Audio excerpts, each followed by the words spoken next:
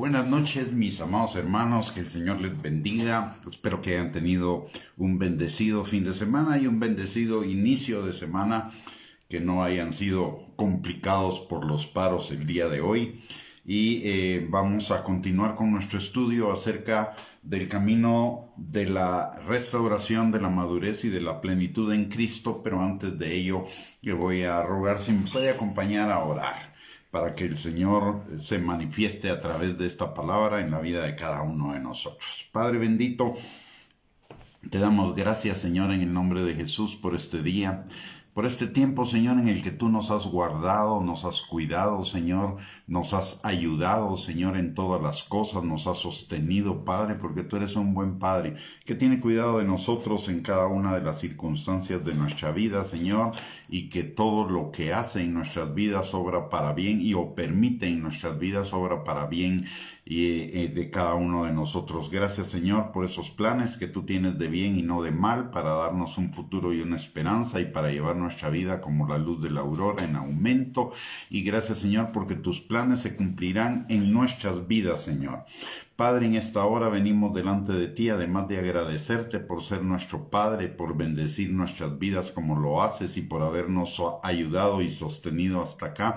Venimos a pedirte, Señor, que tu Espíritu Santo esté sobre cada uno de nosotros y con su unción rompa toda fortaleza, todo yugo de mentira, de argumento y de razonamiento falso que se esté oponiendo al conocimiento tuyo, a la obediencia a la palabra y a la vida abundante que tenemos en ti.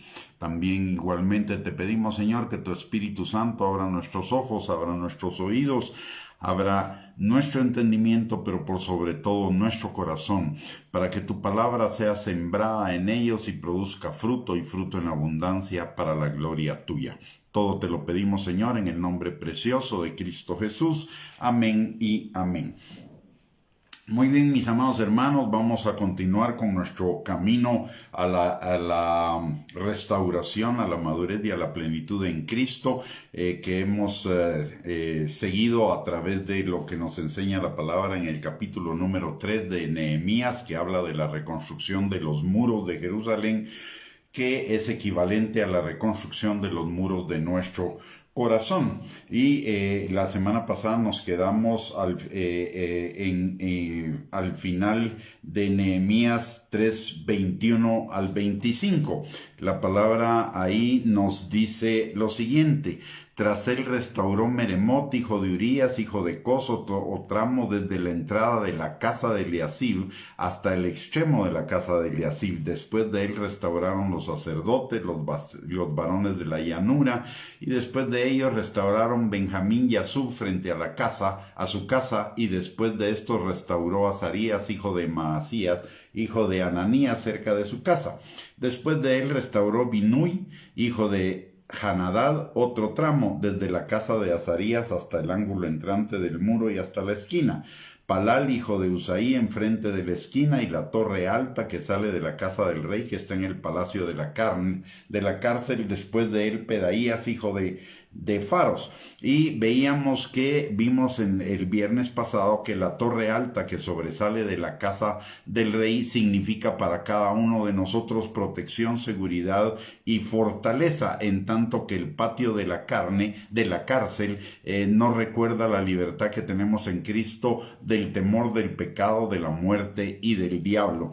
Entonces ahora nos tocaría desarrollar lo que la palabra de Dios dice en Nehemías capítulo 3, versículos del 26 en adelante, y para ello vamos a leer primeramente el versículo 26 y 27, y dice: y los sirvientes del templo que habitaban en Ofel restauraron hasta enfrente de la puerta de las aguas al oriente y la torre que sobresalía.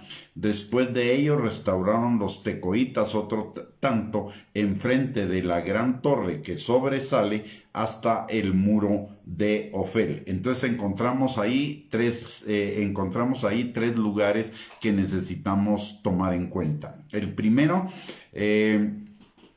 Es la puerta de las aguas que nos recuerda la necesidad constante de ser nutridos por la palabra y por la comunión con el Espíritu Santo. Recordemos lo que Efesios capítulo 6, versículo 10 nos dice acerca de estar fortalecidos en el Señor y en el poder de su fuerza para rechazar todas las acechanzas del diablo. Y estar fortalecidos en el Señor significa estar fortalecidos en la palabra, porque el Señor es la palabra encarnada, y además él mismo nos lo dice en Juan capítulo 3, versículos del 10 al 11.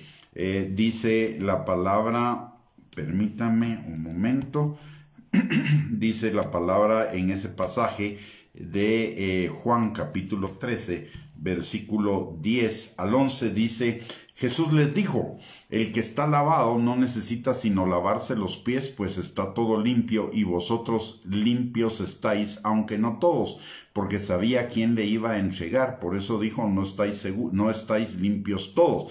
Aquí esto es cuando el Señor estaba lavando los pies de los discípulos, y entonces les dice a ellos, hace una equivalencia entre el agua y la limpieza de la palabra en este pasaje, que en Juan capítulo 15 versículo 3 lo vuelve a afirmar y dice: ya vosotros estáis limpios por la palabra que os he hablado. Entonces la puerta de las aguas se refiere a la necesidad constante de estar nutridos y limpios por la palabra de Dios, pero también por el Espíritu Santo.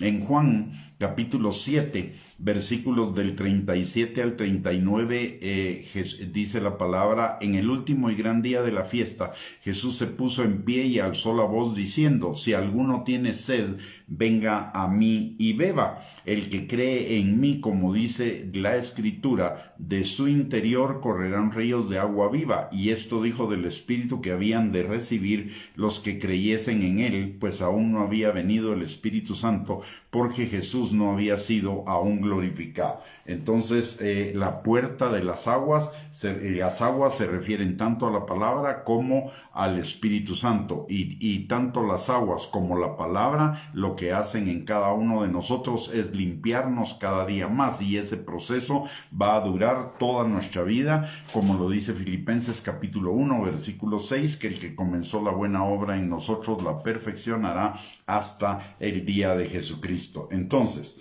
después de recordar la protección, la seguridad y la fortaleza y después de recordar la libertad que tenemos en Cristo Jesús en cuanto al pecado, a la muerte y al diablo, lo que necesitamos es fortalecernos en esas áreas de nuestra vida a través de la palabra y del Espíritu Santo. Y de ahí entonces, de la puerta de las aguas, pasamos a la torre que sobresale. Y todo lo anterior viene en relación precisamente a este punto. La torre que sobresale es un recordatorio para cada uno de nosotros de que el Señor nos ha hecho atalayas a cada uno de nosotros, atalayas para poder, como dice en el primer libro de Crónicas 12:32, acerca de los hijos de Isaacar, que eran entendidos en los tiempos y sabían lo que Israel debía hacer, y cuyo dicho seguían todos sus hermanos. Esto nos recuerda a nosotros la necesidad de ser entendidos en los tiempos para saber lo que hay que hacer y guiar a nuestros hermanos. Estamos en medio, cuando vemos las circunstancias de lo que está sucediendo en el mundo en todos los aspectos, nos damos cuenta que estamos en las cercanías de los tiempos finales, que nos estamos aproximando rápidamente a los tiempos finales. Y esos tiempos, y por ello necesitamos no solo entender los tiempos, sino saber lo que hay necesidad de hacer en medio de las circunstancias que nos está tocando vivir. Por ejemplo, saber lo que hay que hacer frente al COVID, frente a la cuestión, al incremento de los precios del petróleo, al incremento general de los precios, a los intentos de establecer el gobierno mundial, frente a la ideología de género, frente a la ideología antivida, en fin, saber, de acuerdo a lo que dice la palabra de Dios, qué es lo que necesitamos hacer frente a esas cosas, y no solo nosotros, sino también para guiar a nuestros hermanos. ¿Y cómo lograr mantenernos atentos y estar entendidos en los tiempos? Dos cosas nos enseña la palabra de Dios. La primera es velar para no entrar en tentación. Esto nos lo enseñó Jesús en Mateo capítulo 26, versículo 41. Y ahí la palabra de Dios dice claramente: velad y orad para que no entréis en tentación. El espíritu a la verdad está dispuesto, pero la carne es débil. El orar es para fortalecer nuestro espíritu frente a la carne, de tal manera que no caigamos en tentación. Y esto es lo mismo, es decir, debemos mantenernos libres del pecado, y eso lo hacemos mediante la oración. Estar atentos y mantenernos en oración. Y eso es también lo que nos enseña Jesús en Marcos capítulo 14, versículo 38, y nos lo enseña la palabra de Dios también en Primera de Corintios 15, 34, y en Primera de Pedro capítulo 5, versículo 8. Todas esas son advertencias en la palabra de Dios para que nosotros nos mantengamos velando y orando para no caer en tentación, para ser fortalecidos en frente de todos los ataques del diablo y de los demonios, por supuesto. Y lo segundo que necesitamos hacer es velar, porque no sabemos cuándo vendrá el Señor. También en Mateo 24:42 Jesús nos hace esta advertencia. Dice: velad pues, porque no sabéis a qué hora ha de venir nuestro Señor. Y en la palabra también Jesús en otros pasajes de los evangelios nos lo enseña, como es Mateo capítulo 25, versículo 13, Marcos capítulo 13, versículo 33, Marcos capítulo 13, versículo 35, en Lucas 21, 36, y también la palabra nos lo advierte en Primera de Pedro capítulo 4, versículo 7. Cuando leemos Lucas 21, 36, ahí está muchísimo más claro que en todos los demás pasajes. Dice: velad pues en todo tiempo, orando que seáis tenidos por dignos de escapar de todas estas cosas que vendrán y de estar en pie delante del Hijo del Hombre. Es decir, Jesús en Mateo 24, 44 nos advierte de orar y velar porque no sabemos cuándo vendrá el tiempo. Y aquí en Lucas 21, 36 lo complementa porque dice: para que seamos tenidos por dignos de escapar de todas las cosas que vendrán, es decir, el tiempo de la ira del Señor, y de estar en pie delante del Hijo del Hombre, de irnos en el arrebatamiento con Él. Y también en Primera de Pedro capítulo 4, versículo 7 nos recuerda que velemos y oremos porque el fin de todas las cosas se acerca. Sed pues sobrios y velad en oración, es lo que nos recomienda este pasaje de la palabra de Dios. Entonces, para mantenernos atentos necesitamos velar y estar en oración, recibiendo también no solo la fortaleza para vencer la tentación, sino también las instrucciones del Espíritu Santo en cuanto a los tiempos que nos toca vivir y lo que hay que hacer para mantenernos firmes en el Señor y escapar de la tribulación. Por el otro lado, como hablamos también, la torre que sobresale nos recuerda nuestra posición como atalayas del Señor. Cada uno de nosotros los creyentes somos atalayas, y eso tiene que ver con el evangelismo y el discipulado. En Ezequiel capítulo 3, versículo 17, la palabra de Dios nos enseña lo siguiente. Dice: hijo de hombre, yo te he puesto por atalaya a la casa de Israel. Oirás pues tú la palabra de mi boca y los amonestarás de mi parte. En esto llevado a la actualidad, al tiempo de la iglesia, significa que el Señor nos ha puesto por atalayas, no solo a la iglesia, sino también al mundo, y nosotros oiremos la palabra del Señor y les amonestaremos de su parte.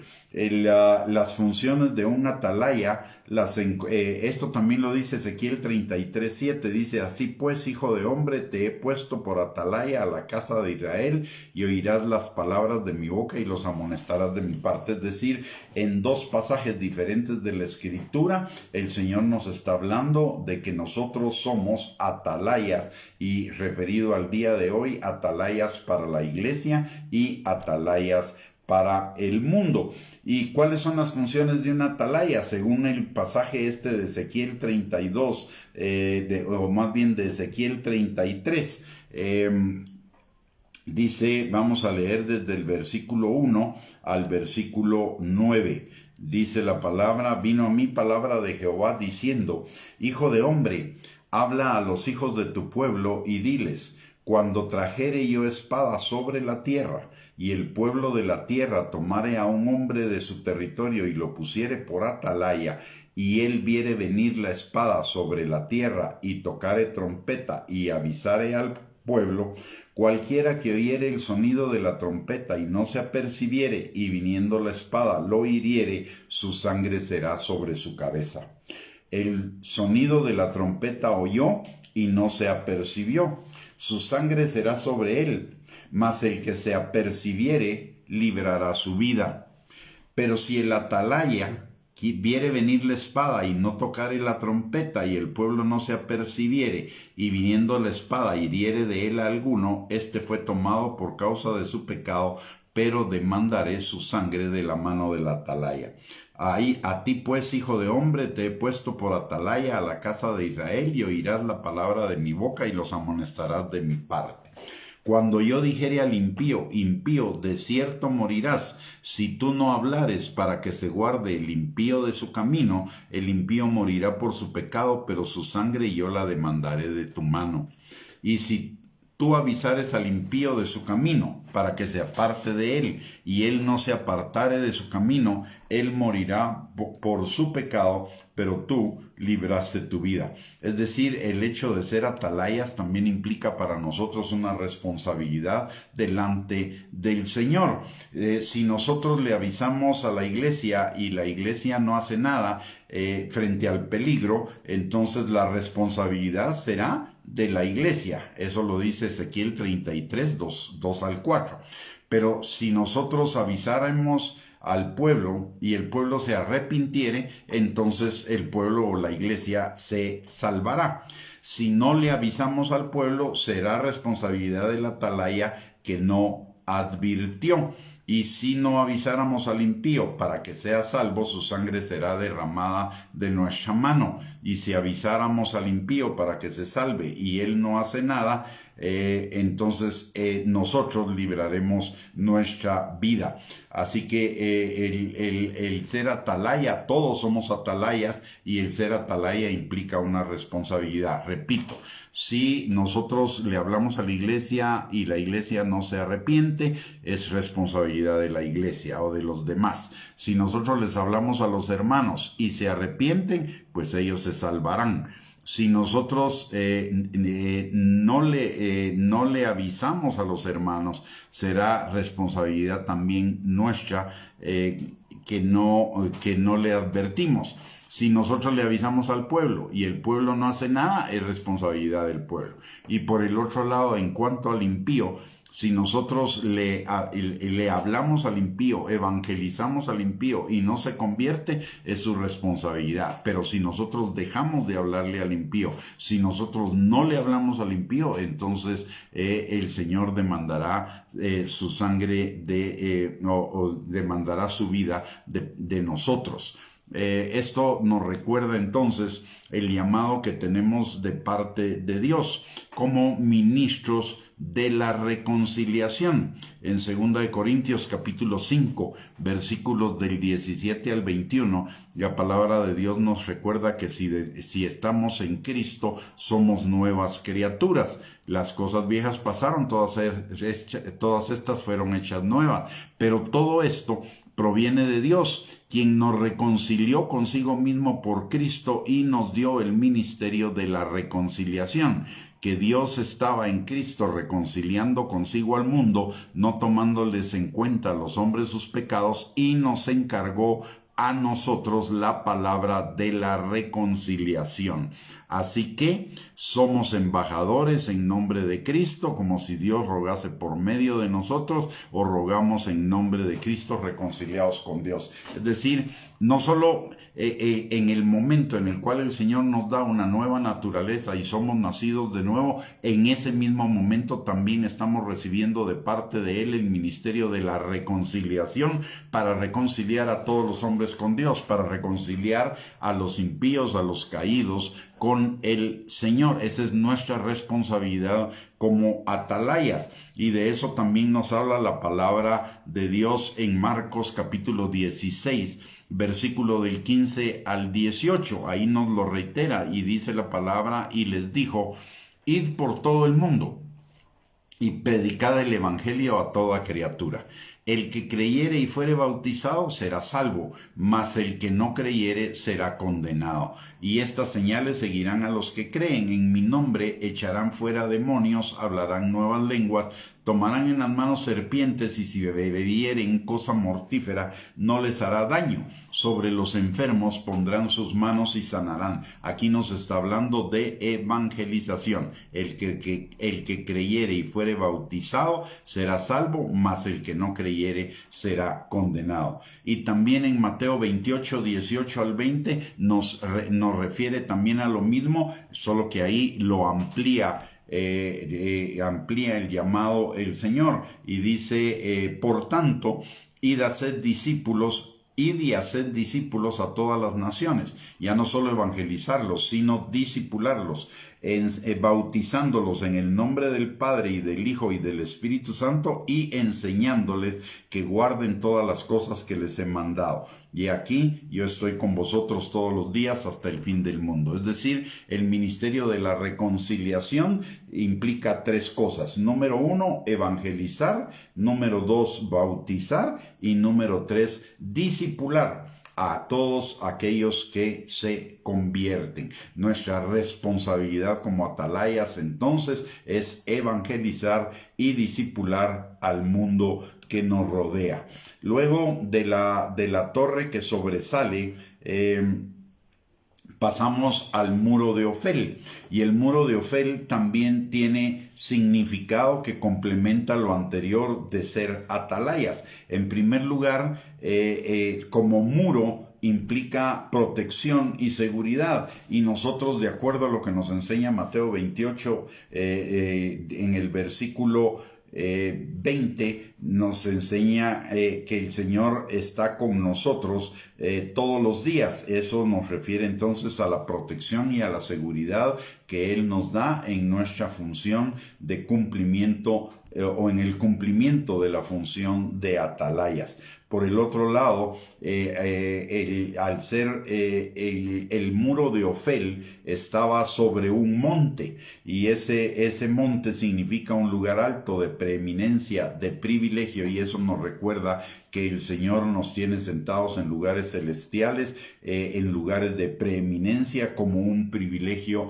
de su gracia, pero al cual nosotros necesitamos responder a ese privilegio. ¿Y cómo respondemos? Obedeciendo la palabra de Dios, y en este caso específico, obedeciendo la gran comisión de evangelizar, de bautizar y de discipular a aquellos que se conviertan. Y la palabra Ofel, que era el nombre de este muro, está relacionado con el trabajo en general, pero también con una labor específica de la persona que se especializa en una tarea. Y esto nos recuerda lo que nos dice Efesios capítulo 2, versículo 10, que somos hechura suya, creados en Cristo Jesús para buenas obras, las cuales Él preparó de antemano para que anduviéramos en ellas. Es decir, está hablando de nuestro propósito, de que tenemos un propósito en el Señor. Ese propósito en principio tiene que ver con ser atalayas, de evangelizar,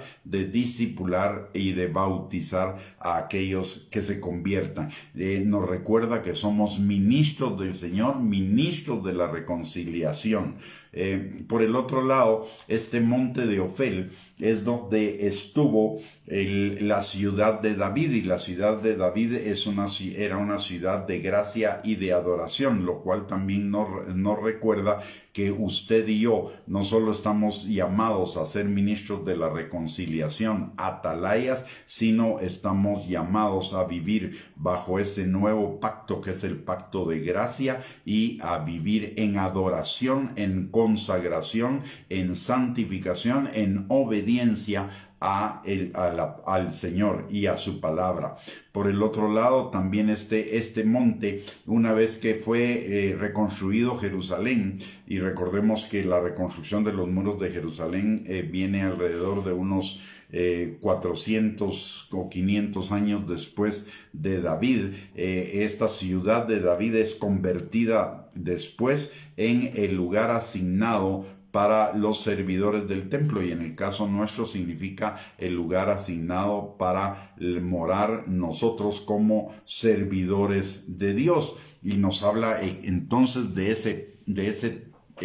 esa asignación que el Señor nos ha dado de servirle. Recordemos que en Isaías 41, versículos del 9 al 10, el Señor nos recuerda que Él nos llamó de tierras lejanas, es decir, del mundo de pecado, y nos trasladó al reino de su amado Hijo, pero que además nos llamó no solo para ser salvos, sino para servirle, y le servimos obedeciéndole.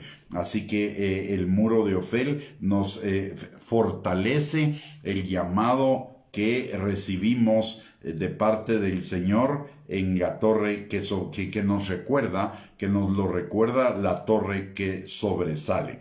Después del muro de Ofel, seguimos a la parte final del muro, de la cual nos habla la palabra en Nehemías capítulo 3, versículos del 27 al 31. Dice la palabra: después de ellos se restauraron los tecoitas otro tanto enfrente de la gran torre que sobresale hasta el muro de Ofel, lo que ya vimos, ¿verdad?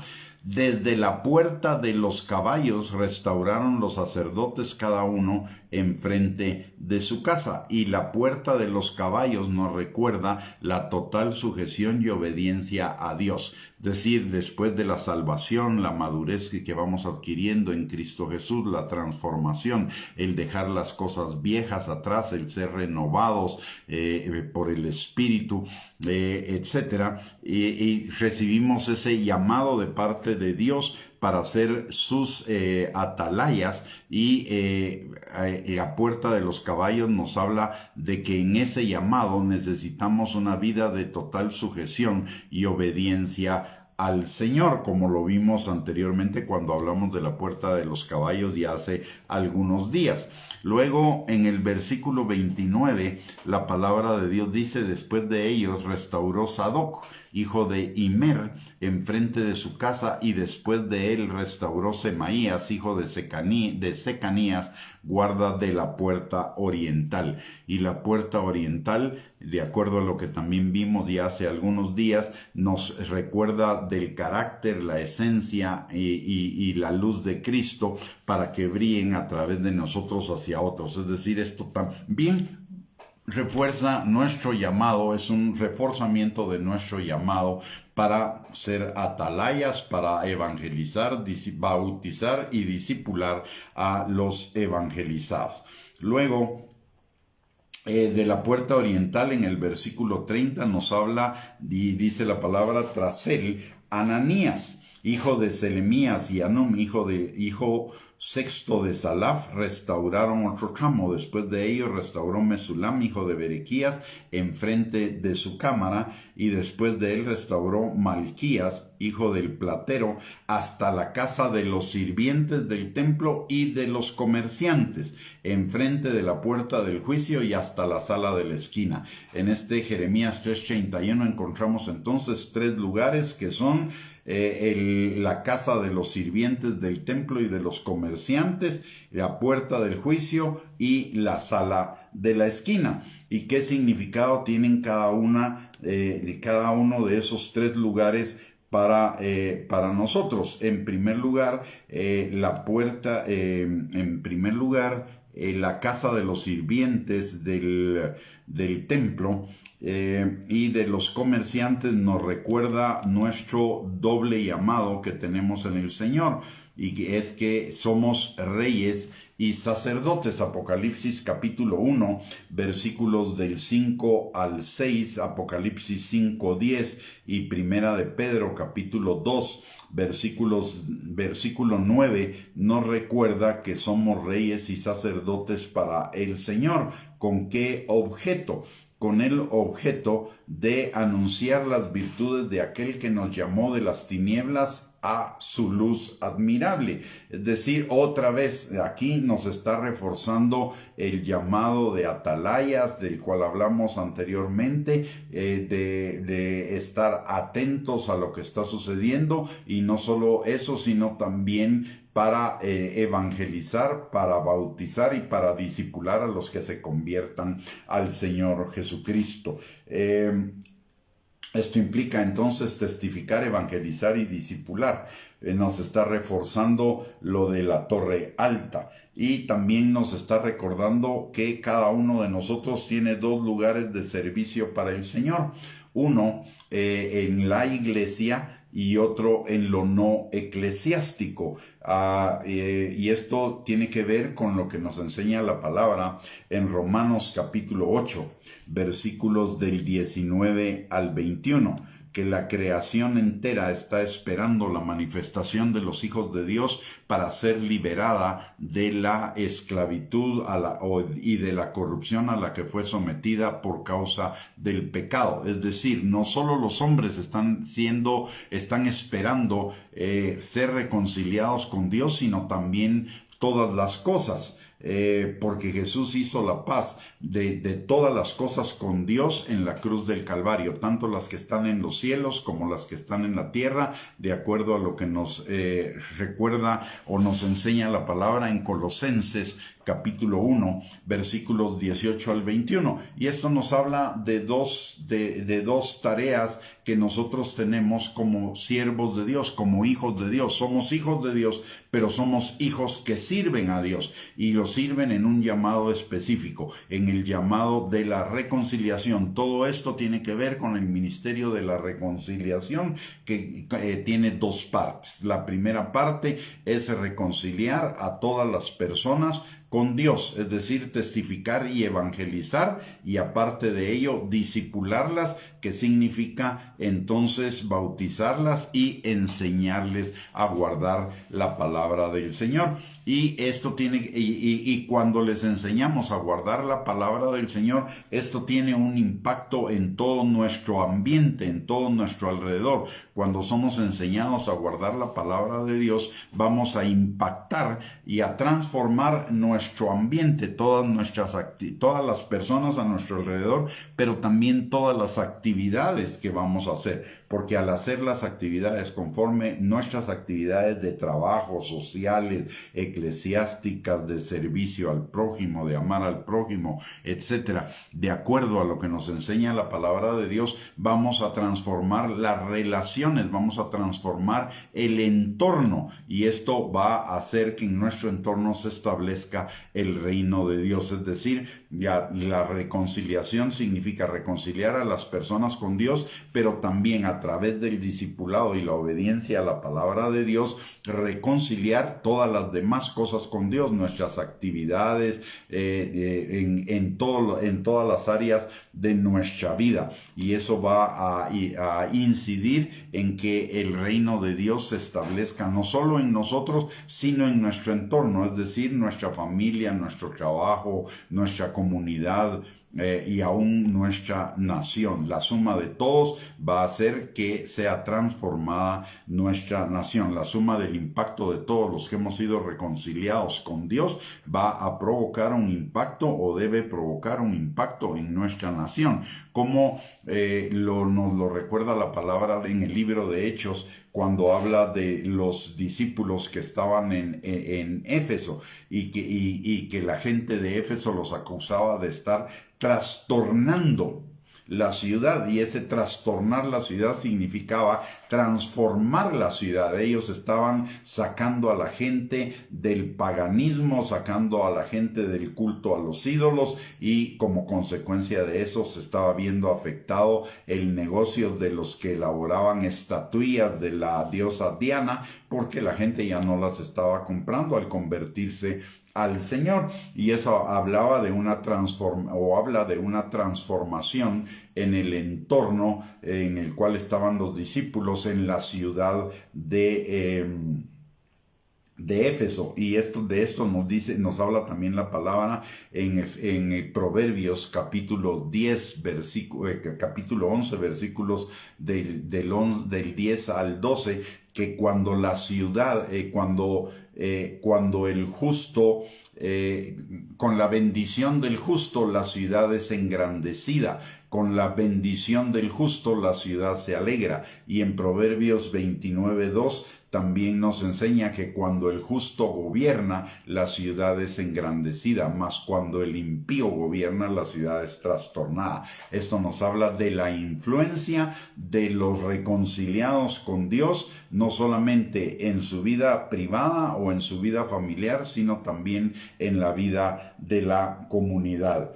Entonces, la casa de los sirvientes del templo y de los comerciantes nos enseña o nos recuerda que nuestro ministerio es un ministerio a desarrollar en dos ámbitos diferentes, uno en el ámbito eclesiástico y otro en el ámbito de lo que llamamos secular o de lo no eclesiástico. Y esto rompe nuestro paradigma tradicional de que para servir a Dios solo lo podemos servir en la iglesia. A Dios lo podemos servir en la iglesia y además de ello en nuestro entorno, en nuestra vida familiar, laboral, en nuestra vida comunitaria, etcétera. Aparte, luego de pasar de la casa del templo y de los comerciantes, pasamos a la puerta del juicio, y la puerta del juicio nos recuerda la certeza del juicio del Señor, y que nos debería mover a caminar en el temor de Dios. Y finalmente llegamos después de la puerta del oriente, de la puerta del juicio, llegamos a la sala de la esquina. Y la sala de la esquina nos recuerda dos cosas, o más bien nos recuerda una cosa. Nos recuerda que la vida terrenal es un tiempo de preparación, pero también es un tiempo de espera para el juicio final del Señor, que tiene dos vertientes o dos formas diferentes. Una, el juicio de los creyentes, que se llama el tribunal que la palabra de Dios lo llama el tribunal de Cristo, que no es un juicio para determinar si somos salvos o no, es más bien un juicio para recompensas, no es un juicio para pecado. ¿Por qué razón? Porque Hebreos 8:12 dice: porque seré propicio a sus injusticias y nunca más me acordaré de sus pecados y de sus iniquidades. Y esto se refiere a cuando somos salvos. Y lo mismo dice Hebreos capítulo 10, versículo 17: nunca más me acordaré de sus pecados y sus transgresiones. Es decir, cuando nosotros venimos delante del Señor y pedimos perdón por nuestros pecados, el Señor Señor nunca más se acordará de nuestros pecados. ¿Por qué razón? Porque Miqueas capítulo 7, versículo 19 nos enseña: Él volverá a tener misericordia de nosotros, sepultará nuestras iniquidades y echará en lo profundo del mar todos nuestros pecados. Y además lo que dice Hebreos, nunca más se acordará de ellos. De hecho, aquí hay una situación muy interesante y muy curiosa. Miqueas dice que Él echará nuestros pecados en los profundos del mar. ¿Qué significa eso? De acuerdo a lo que la ciencia ha encontrado hasta el día de hoy, la parte más profunda del mar está a 32 kilómetros debajo de la superficie del mar. Los buceadores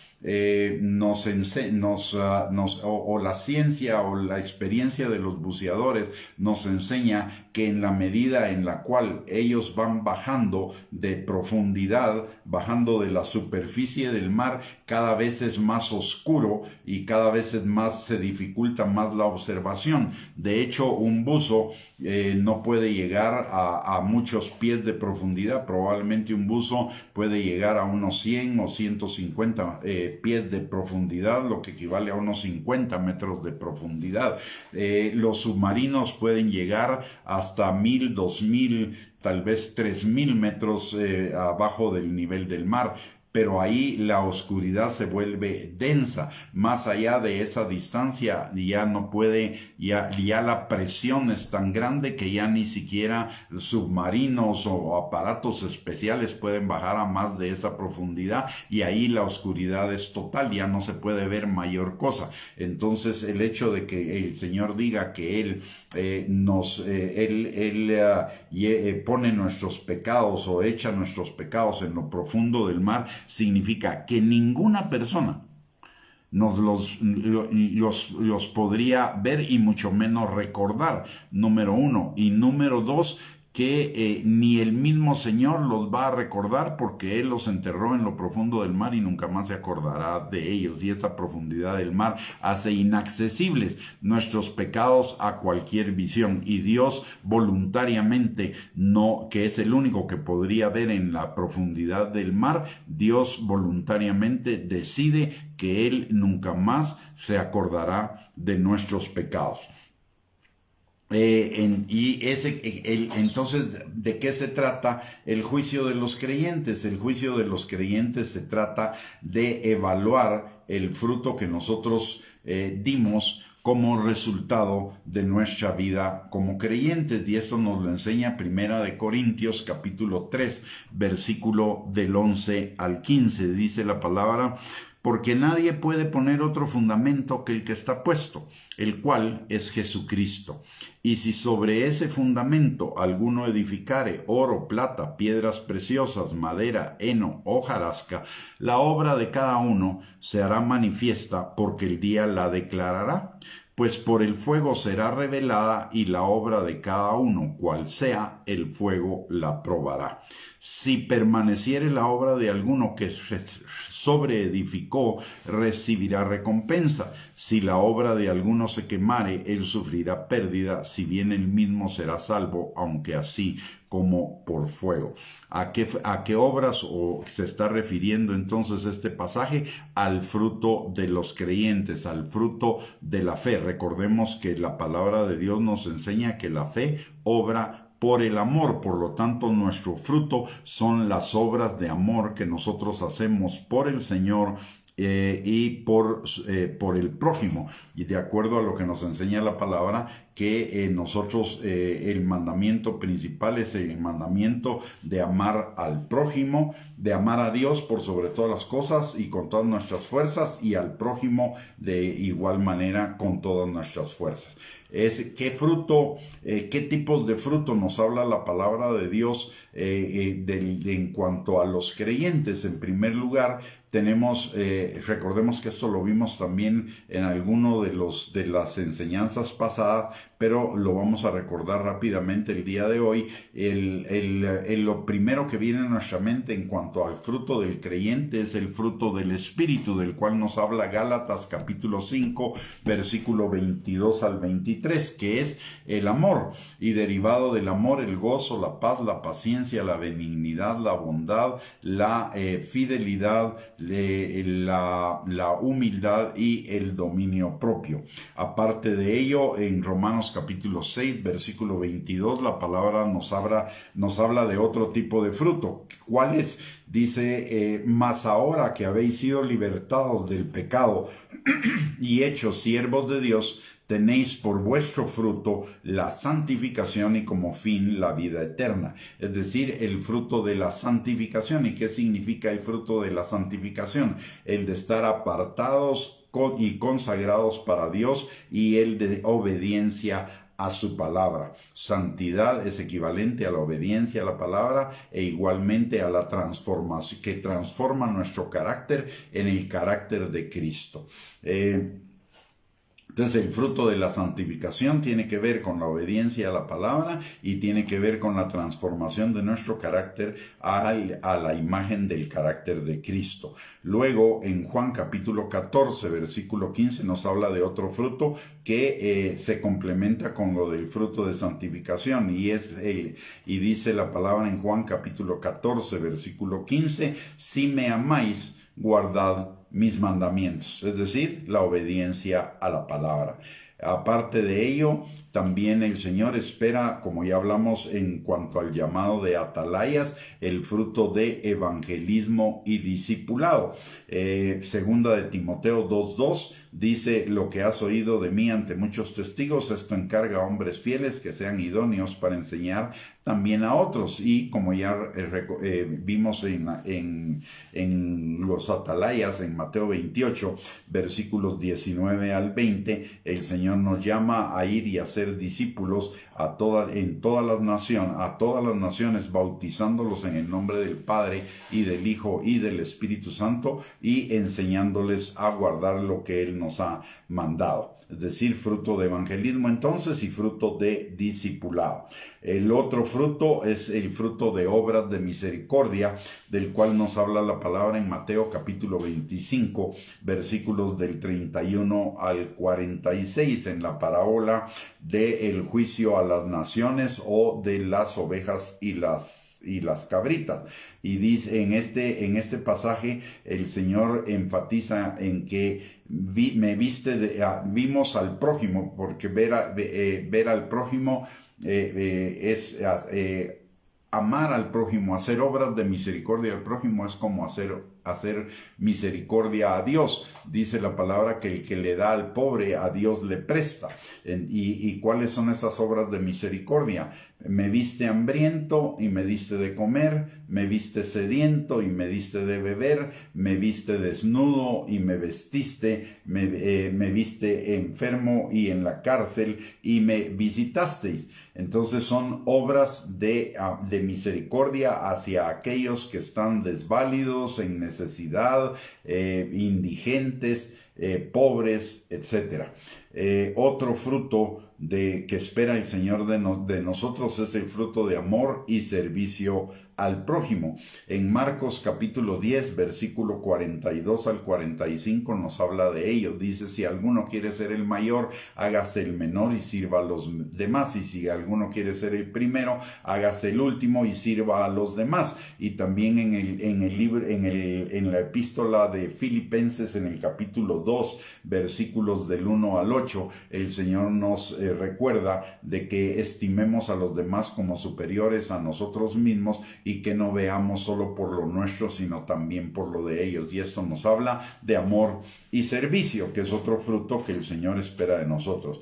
Y finalmente, otro fruto que el Señor espera de nosotros es aquel del que nos habla Colosenses capítulo 3, versículo 22 al 24, y también Juan capítulo 15, versículos versículos del 1 al 5. Frutos que glorifiquen el nombre del Señor, es decir, que todo lo que nosotros hagamos, lo hagamos para que Dios sea reconocido, Dios sea alabado, Dios sea glorificado. Esos son los frutos o las obras que van a pasar en el tribunal de Cristo y de las cuales obtendremos recompensas, o simple y sencillamente, si no las tenemos, pasaremos a la eternidad como por fuego sin recompensas, y eso obviamente determinará una diferencia en nuestra calidad de vida eterna en la eternidad. Y finalmente el otro juicio es el juicio de los no creyentes, que es el juicio o el del gran trono blanco, del que nos habla Apocalipsis capítulo 20,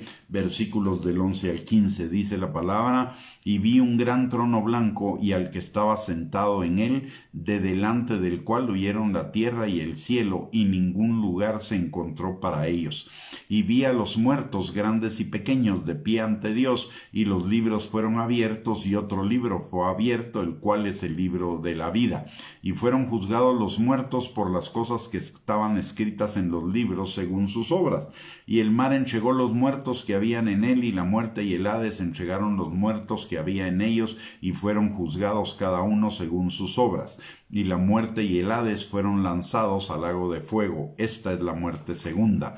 Y el que no se halló inscrito en el libro de la vida fue lanzado al lago de fuego. Uno de los versículos más tristes de la Biblia, que habiendo podido creer en el Señor Jesucristo, las personas no creyeron en el Señor, y sus nombres no fueron escritos en el libro de la vida, y fueron lanzados al lago de fuego, al infierno, por la eternidad.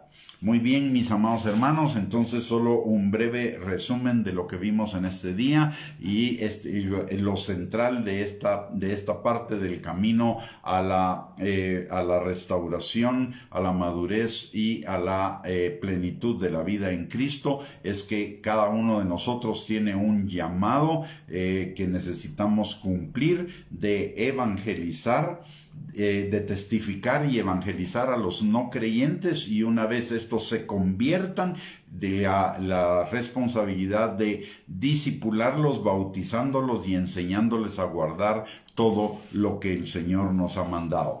Que para esa tarea, esa asignación que el Señor nos ha dado, Él nos ha fortalecido, Él nos guarda, Él nos protege, y aparte de ello, que el Señor nos llamó a desarrollar este ministerio de atalayas, o ministerio de la reconciliación, en dos ámbitos: uno en el ámbito eclesiástico, pero el otro en el ámbito secular, también en el ámbito no eclesiástico. Y todo ello debido a que finalmente todos nosotros deberemos de dar cuenta de nuestra vida al Señor Jesucristo. En el caso de los creyentes, en cuanto a las asignaciones que Él nos dio, y en cuanto al fruto que nosotros manifestamos para Él, fruto que se manifiesta en obras de amor y en obras de fe, y para los no creyentes, en el juicio del gran trono blanco.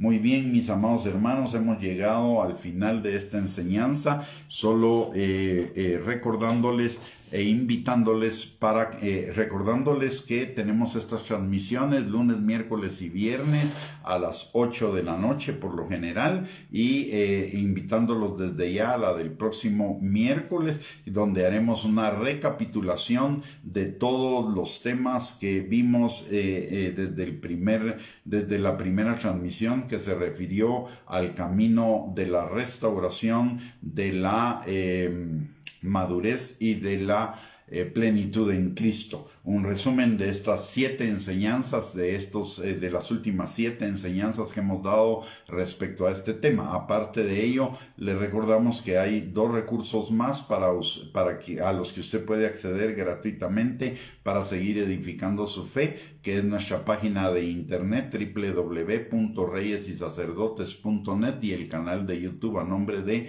Gustavo Bianchi. Aparte de ello, Queremos también en esta hora orar por cada uno de ustedes y por sus familias antes de cerrar la transmisión, así que le voy a pedir que me acompañe en oración. Padre bendito, te damos gracias, Señor, en el nombre de Jesús, por la vida de cada uno de mis hermanos y de mis hermanas que se han conectado a esta transmisión. Padre, te pido, Señor, en el nombre precioso de Cristo Jesús, que esta palabra quede sellada en sus corazones y produzca fruto y mucho fruto para la gloria de tu nombre. También, Señor, en esta hora vengo delante de ti pidiéndote que tu Espíritu Santo, que obra en la vida de cada uno de ellos, Señor, obre en sanidad, restauración, liberación, fortaleza, crecimiento, madurez, Señor, y plenitud de su vida en ti, Padre, y también en las de sus familias, Padre, fortaleciendo a los que ya te conocen, trayendo al conocimiento tuyo a los que aún no se han vuelto a ti de todo corazón, Señor. Si alguno anda en el camino del hijo pródigo, regresándolo a ti, volviéndolo en sí, Señor, y si alguno se ha debilitado en su fe o se ha enfriado en su amor, avivando ese fuego de esos dones, Señor, en sus corazones, Padre. Te lo pedimos todo, Señor, en el nombre precioso de Cristo Jesús. Amén y amén. Muy bien, mis amados hermanos y hermanas, hemos llegado al final de esta transmisión. No me queda más que desear que sean bendecidos por el Señor en este día martes, esta noche, el día martes y el día miércoles, que nos podamos reencontrar el miércoles si Dios lo permite, y mientras tanto les envío a todos un abrazo. Bendiciones.